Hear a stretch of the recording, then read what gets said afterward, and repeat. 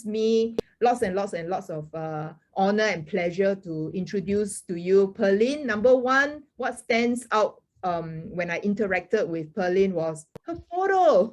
Her photo is so interesting. It actually caught my eye. Perlin is the Deputy CEO of Berlitz Marine Group. She's responsible for the entire group's overall operational excellence and business growth.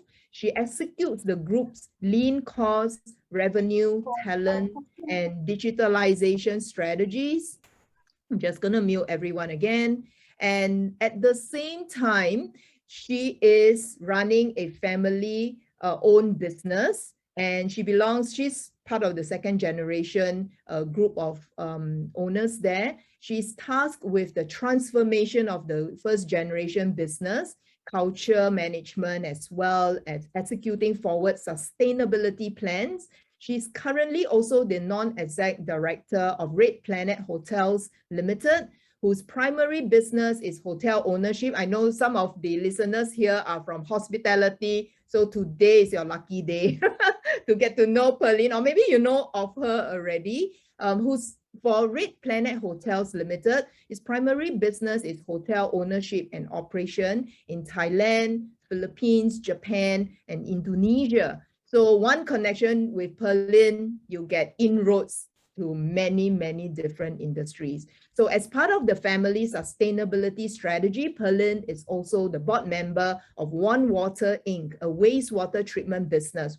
Whoa, which cleans sewage water using algae in a decentralized system. So having a deep passion for building and fostering family business community in Singapore and the region. So Perlin is currently the Compass chairperson of Family Business Network, wow, where she helps millennial family owners like herself and stakeholders to find a safe and reliable space to connect and support one another. There's no one too young to share their experience, and there's no one too old to share their experience. As long as you have a story to share, you're welcome all the time, at all time, to share your knowledge and your story with all of us. So I do want to welcome Perlin. Please join me in welcoming Perlin. She's going to be sharing with you on the values that hiring managers look at to determine the right fit. No fluff, all right? She's going to cut straight to the chase, because you can just imagine for someone like Perlin to be spending so much time with us today is an honor, truly, truly an honor. Okay, so Perlin, over to you while I bring up your presentation. Yeah, while I bring up your presentation. So hang on. No problem. Thank you, Eileen, for such a stellar introduction. And in fact, it's my honor to be sharing with so many of us here, 317 people. B has done an extremely very practical and good job in explaining behind what's the practical system and advice and process that hiring managers go through. And for me I really just want to share my stories, my lens from what I see, and really just hope that my stories will flow through to some of you here.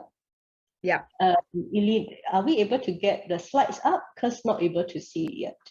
Yeah, so some of my slides is actually a bit similar to what B has been talking about. Prior to that, we did not really chat a lot about what each other is trying to share.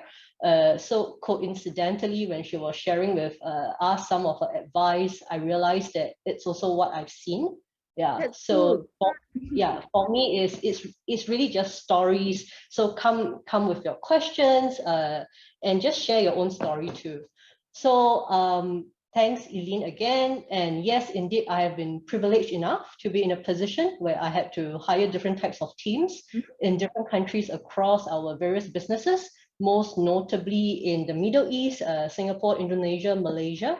I started out my career in a sales position in a local bank. And back then, about 12 years ago, I was in the position of being interviewed. So after 2 to 3 years, I joined our family business. I have been in Berlitz for the last 9 years.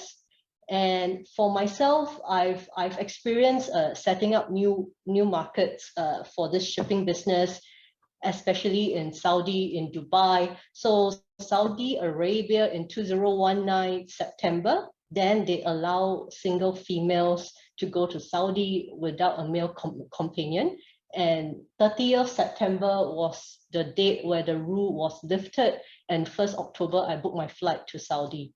And I traveled alone in Saudi. It's a great country, and it was an amazing experience. So for myself, being involved in Berlitz, I have been seeing different types of businesses in different stages. And of course, for a business, at each stage that we grow, we do need different types of teams to come together. And I have seen the trends of hiring shifted a fair bit back then, 12 years ago, as compared to now. And the days of job titles and qualifications are disappearing. So the world has becoming more borderless in terms of talent, and the competition that we have here back home in Singapore is no longer limited to just the physical constraints. We now have visible competition and invisible competition. Being a Singaporean citizen, Singaporean PR, being in Singapore no longer shield us away from this competition anymore. That's the hard truth. And in fact, in Singapore, we do have the right environment to beat our competition if we work hard for that. Look at what the Singapore government is doing. We have Workforce Singapore, we have Future Skills Credit. So we really are blessed to have an environment in such a manner. And today, I really just want to sincerely share my perspective, what I see from my lens. The agenda for the next 30 minutes, I will be sharing what different types of candidates are a winner for me and what are the ones which we definitely want to stay away from. I want to touch a little bit about transferable skills. I noticed that Bea has spoken quite a bit about it. I do have some stories to share about that as well. And lastly, how to value add to your interview. So very quickly, Eileen has shared what does Berlitz do. Sorry, Eileen, just back a bit. Yeah, so we connect the energy sector by providing our services. Yeah, sure. By providing our ships and services to the offshore oil and gas companies. So oil is basically found in the sea. And for us to have car fuels, lights in the house, cooking oil, this fossil fuels needs to be extracted from the sea. So Berlitz provide the assets and service to get the fuel out from the sea, bring to the onshore oil refinery to process the fuel. And we also provide logistics services with the right assets and solutions to help our clients build islands, ports, and our clients are mainly in Dubai, in Saudi, in Africa, Indonesia.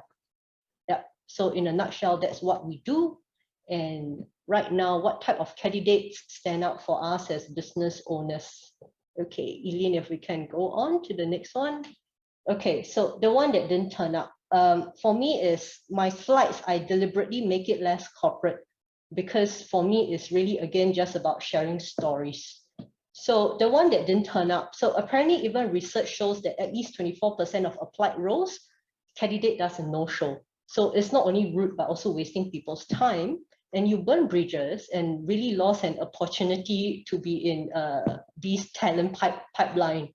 So I understand when one has applied for a dozen or more jobs, gone for a dozen or more interviews, it can be tiring. And there are bound to be opportunities that you are more interested in, less interested in. And maybe you were excited about the position before, but after a bit more research, you're just not into it anymore. I get that, but the perspective is please do still turn up. And for me is, if you turn up, you may find a hidden gem. So years ago, I interviewed one guy in his mid-40s. He came to the interview, he was wearing a suit, he was wearing a tie, he was overqualified the role that I was hiring, and it was his second interview. But the first round of interview, he impressed so much, so he got onto the second interview. But when I was speaking to him in the first 10 minutes, I knew that he was overqualified for the role that we were asking for. But because the experience with this candidate was so good that I immediately called a business associate up, whom I know is looking out for such talent. And I recommended this candidate to a friend who owns another business, and he got hired. So you really never know what is around the corner. and practice makes perfect. So each interview is really a chance for you to practice your interview skills, makes you feel more confident, and it's really just great practice before you even land on your dream job. So as you practice, your crafted responses to tell me about your recent challenge, tell me more about yourself, nothing beats really putting your responses to real life practice. And the more interview settings, interview personalities, interview questions that you're exposed to, the more prepared you are when you finally have an interview with a dream company. And lastly, for me is, even if you really don't feel like going, please do still go for it, because you will be able to see yourself through others' lens. So for example, if you are interviewing an operations role and the interviewer is super impressed with your IT skills, so this might be something that you want to focus on next time, and something that you did not expect of yourself, or what people has taken note to, right? And you can fine tune your response, focus on it for the next interview.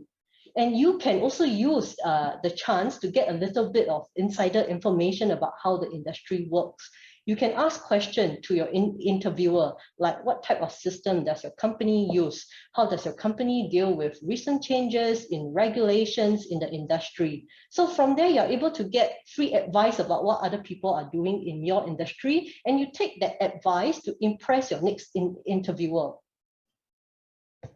Yeah. I love that tip. yeah.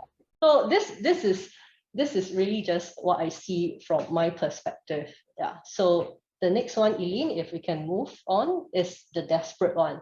So we touched a little bit about the desperate one just now. And what I want to say is, a vacancy is also really important to the company. And from our perspective, the company is going to have a team member in the company whom other colleagues are going to rely on, whom the company is going to rely on you to get things done. So companies are not just looking to just fill in seats, and we need to also build our own pipeline of talent to help the business grow well. And obviously the last thing that we want is to be a springboard for you to other company, or just being here for 3 to 4 months, to pay your rent.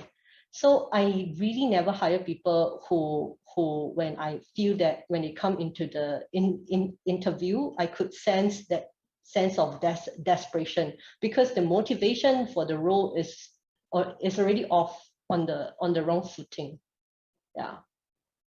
So for me is, I get that job hunt and job searching is difficult, it's tough, and in fact it's like a full-time job.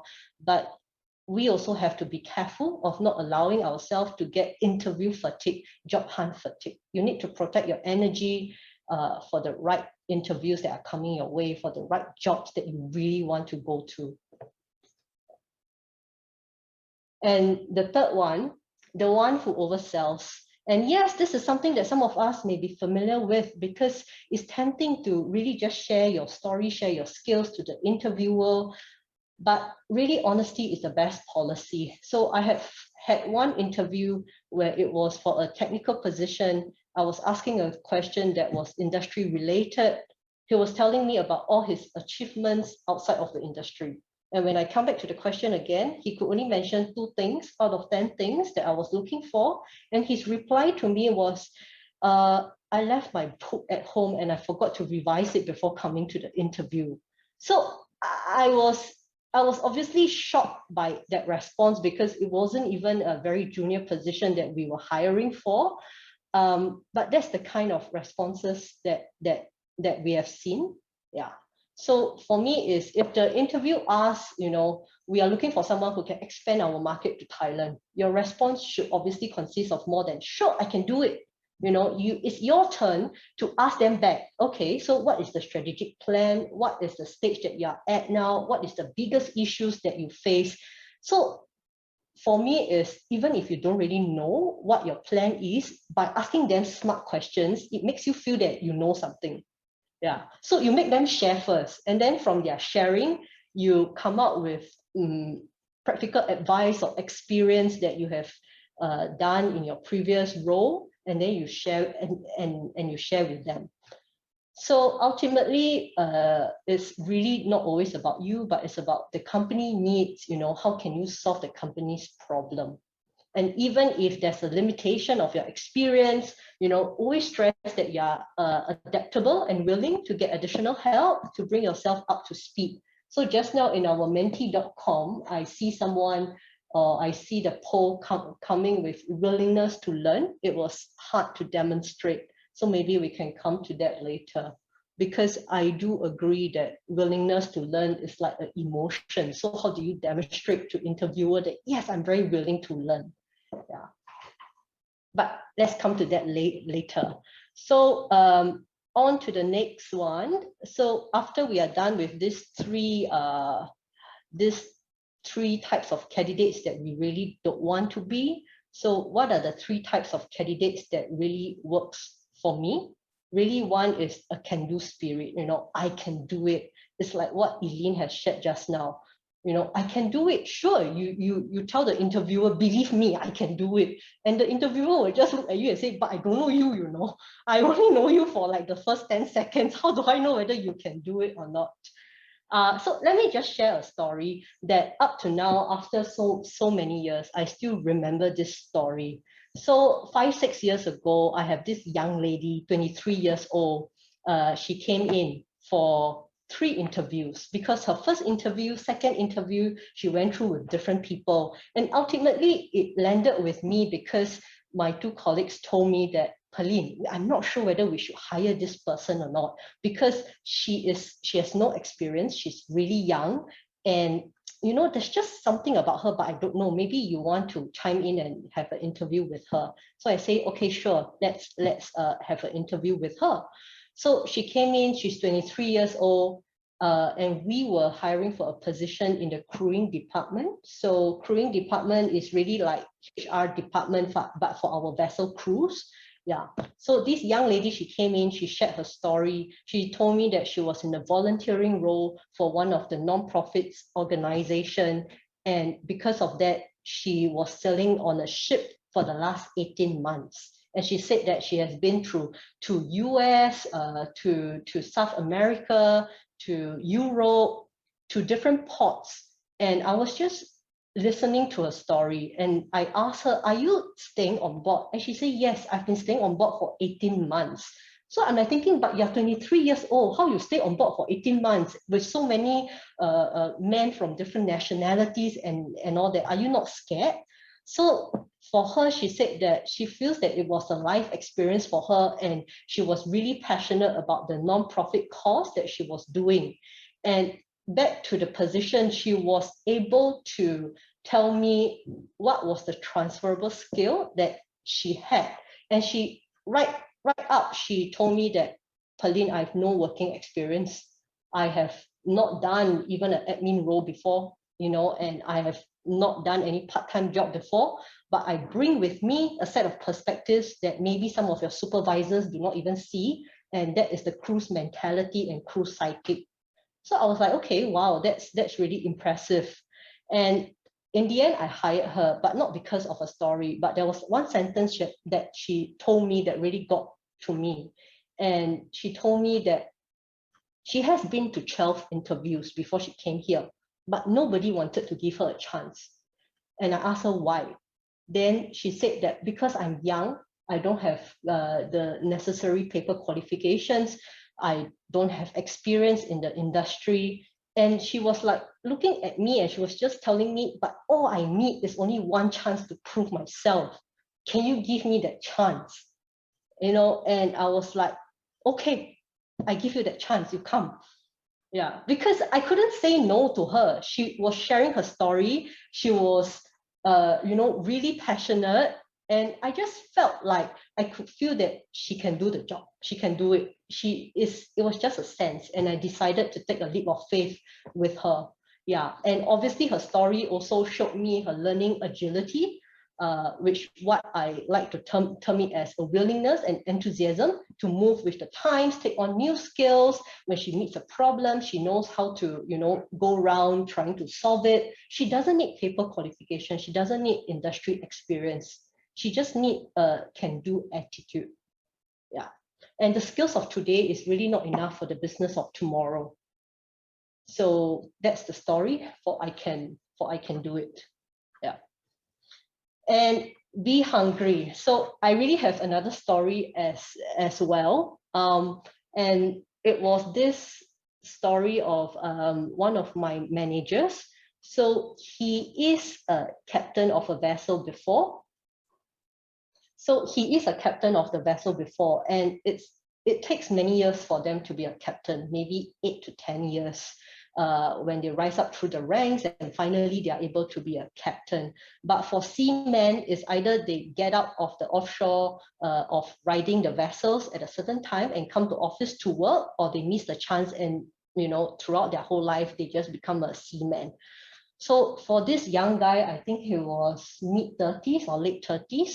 And he came to our office, like physically coming to our office. And back then, I was hearing about him for like 3-4 days, and the words that I hear about him was through our colleagues, and they were saying that, you know, this guy is weird, don't know who he is. He just keeps standing downstairs at our office, and I listened to it, you know, not only once but for 2-3 days already. So I went to ask around, what does this guy want? You know, is he coming for an appointment, or, you know, are we inviting him into the office to sit down or what? So everybody saying no, he doesn't have appointment with people, and he keeps wanting to see the HR manager. So I say, okay, but did he make an appointment? And they say no. So he comes at 1 p.m. and he comes back at 7 p.m.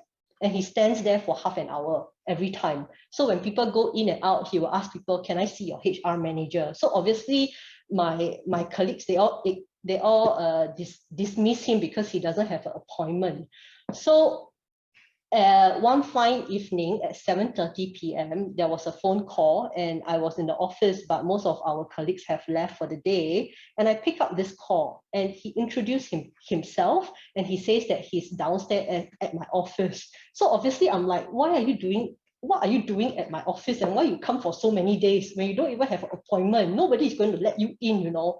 Then he said, I know I don't have an appointment, but I'm standing here, I am here, and I hope that you can interview me so I can show you what I can achieve or why I want so much to work for your company. So I said, okay. So I decided to give him a chance. So I let him into the office, and I was sitting down with him for an hour. So I tell him to tell me his story, right? And I could see that he was hungry. He was hungry because he said that he needed to come to an onshore office to work. He doesn't want to be a master of a vessel anymore. So I said, there are so many other marine companies, you just go to them and they will also give you a chance. And he said, no, I wrote in so many times to different companies, but nobody got back to me. So I said, then what do you do? Yeah. So he said, so I stand downstairs at your office. Hopefully one day you can grant me an interview. But okay, but he didn't stand for too long because it's weird for someone to stand for too long at your office and you don't find out what is going on. So but he stood for three to 4 days, and finally we had an interview, and obviously we went through the normal interview process. And again, I decided to also give him a chance because I saw that he was hungry to succeed and he needed to succeed. Yeah, he needed, because this is a stepping stone for him to come onshore. And that was why I hired him. And one point that I really want to highlight is the founder's mentality, which I find that it's rare to come by. So founder's mentality means you really care so much for the company or for the role that you are doing. You take so much pride, so much passion, so much responsibility in the role that you're doing that it almost feels that this company belongs to you, you know. And that is the kind of teammates, that is the kind of employees that is valuable to business owners. So I always keep this small thing in my mind is you can see who has founder's mentality when whoever who left the office, like in the evening, who switches off the lights. So it's a very small action, but a lot of times people just say, oh, this is not my role. So they just leave and leave. I mean, if it's time's up, then yes, go back home. But people who are last ones, sometimes they just think that, oh, it's not my job to switch off the electricity light, so I don't do it, right? But if you have founder's mentality, you will do it because you feel that this company also belongs to you. And that is the type of team players that we want, and it's rare. Yeah. So on to the next one. The third one is really act like you're already hired now. So I have another story. I have this lady who saw our ships in Dubai. She's a Singaporean. She was on, I have no idea why she was in Dubai, but when she came back to Singapore a few months later, she saw that our company has an opening. She reached out, somebody interviewed her, and then it came to my attention. So when it was time for me to interview her, so I asked her, okay, you obviously have some experience in the industry, so why do you want to work with us, right? So she managed to tell me all my vessels that are in UAE, all my vessels that are in Saudi. She managed to list down the names of the ships, what kind of work that they are doing. And she also managed to tell me things that I don't know, because I'm sitting here in Singapore. Sometimes there are things that I don't know what is happening overseas. And for her, when she had the information, she said that, if she's being granted the role, this is actually her plan to improve things. And she's able to highlight what the company has done well in her eyes and what are the things that she thinks that actually can be improved, to streamline some processes, to streamline some clients' offerings that we were giving in the Middle Eastern market. So I was just really quiet the entire interview, and she was just sharing her story. And at the end of it, she really got hired because she was acting as though she was already hired, right? She came with a plan. She tells me what my company has, don't have, and she was able to tell me things that sometimes I don't even know. So why would I not want to hire her? Yeah.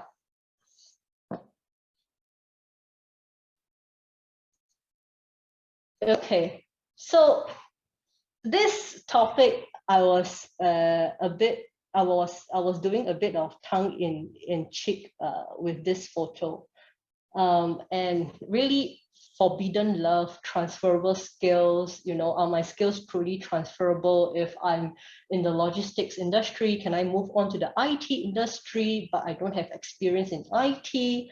So these are the questions that must be on all your minds, and really this kind of questions have been coming up in the last, I think, 8 to 10 months. And from my side is, yes, businesses do hire on potential, like what Eileen has shared just now in terms of level of proficiency. If you still had headroom to grow, yes, businesses will hire you. And from my lens, nowadays, businesses really go through transformations quicker than before, more often than not, and it's also born out of a necessity to transform. We need to create new verticals, new markets, digitization, new ways of doing things. So it's not only job seekers who are struggling. I'm not sure whether hiring managers are struggling, but from a business point of view, struggle every day, all day, different types of struggles. Everyone is struggling, right?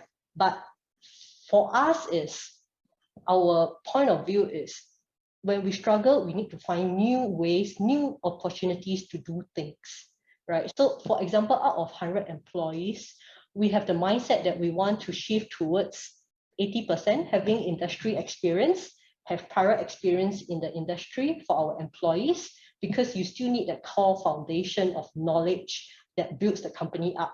But 20% should come from outside of the industry. So I'm happy to hire people who are in the hospitality industry.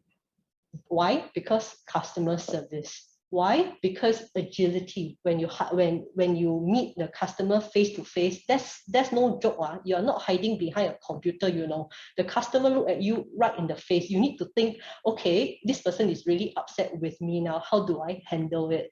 Right? So that kind of mental agility that we look out for in certain industries.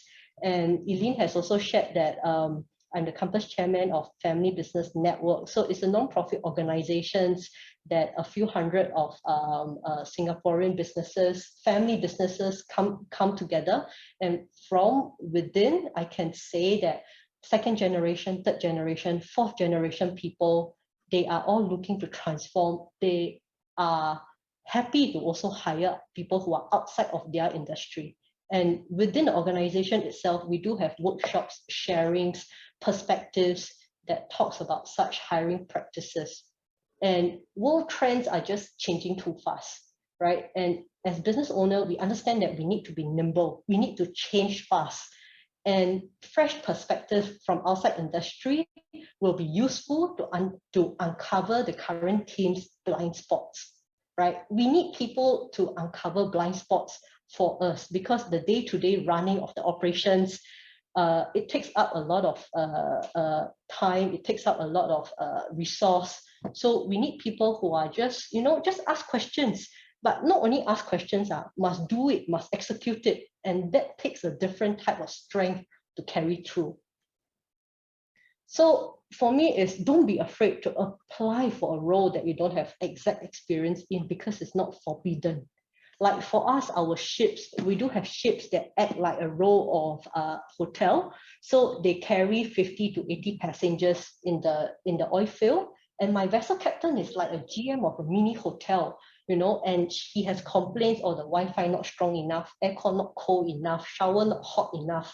So it's like hotel, So what do we do? So we are getting someone from the hospitality industry to come in, guide the crew, guide the captain, how to give good service to the clients on board.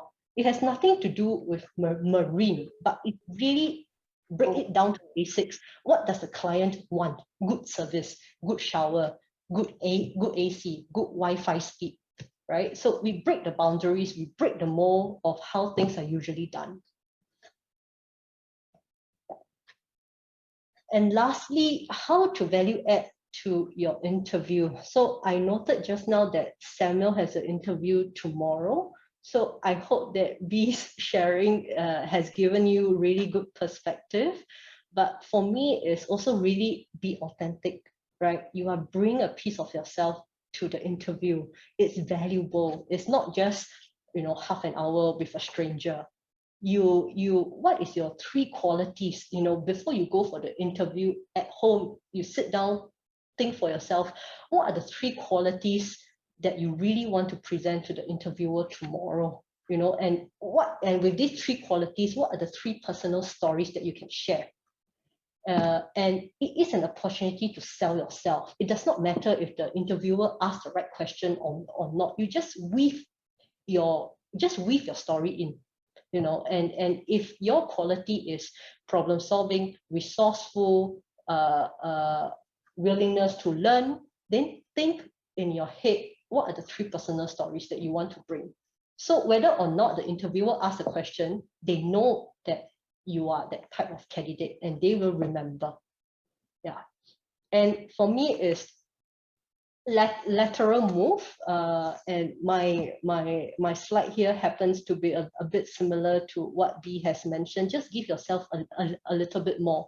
So for me, is for the many interviews that I've done, I only walk away with stories that I can remember, right? So it's not about the quality, how good you are, how smart you are, what is the job title that you have in your previous job. To me, I'm not really interested. It doesn't really matter. Yeah. I see your story, I see your body language, I see your sincerity. Yeah, so that is what stands out. And of course, a vertical move. And for me, is really deepen the value of your current role and see and really have a bit of a forward thinking, what could that role be in 2 years' time? And maybe the company that you're interviewing for, maybe they are also on a path to transform that role, or maybe they have not seen it. So you tell them, you wow them, things that they may not have seen it, right? And that kind of unique perspective will make you stand out. Yeah. And also mid-career switch.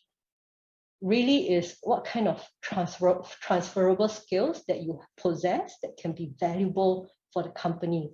Make them see it, because they may or may not be able to see it. You need to explain with a story. Yeah. And lastly, I just want to walk away with a final short story is regarding this article that I've read just about 2 weeks ago. It's about two different people working in McDonald's. So they are working in McDonald's as a cashier, as an order taker. Their wage is $8 per hour, but there are two different outcomes for these two people, right? So 20 years later, one guy still remain as a cashier in McDonald's, but one guy is the CEO of a large company. And the difference is their mindset. So that guy who still remains as a cashier in McDonald's, he sees the $8 as a wage for him to pay his rental, his house rental. And he's just doing the same job over and over and over again. But the guy who has went on to be a CEO, he saw $8 as a tuition fee for him to learn how McDonald's operations work, how branches are being run, how systems, how process are being run. And he learns everything in 2-3 years. He was out of McDonald's. He went on to set up his own company. He became really successful. And the moral of the story here is it really just is a different mindset. Wow, this is so amazing. Can we give her a round of applause first? You are, but don't go away. This is so good. You gave so many nuggets of gold. I don't know whether you guys are taking notes. And by the way, Samuel says yes, he did. He did benefit. So yeah, absolutely. Yvonne as well. Yeah, June, you have a couple of thank you in the chat. I really like what you have mentioned, the founder's mentality. And the tip that I love the most, you know, is act as if you are already hired. I really like this because the way, you know, it's all about posturing as well. It's so nice.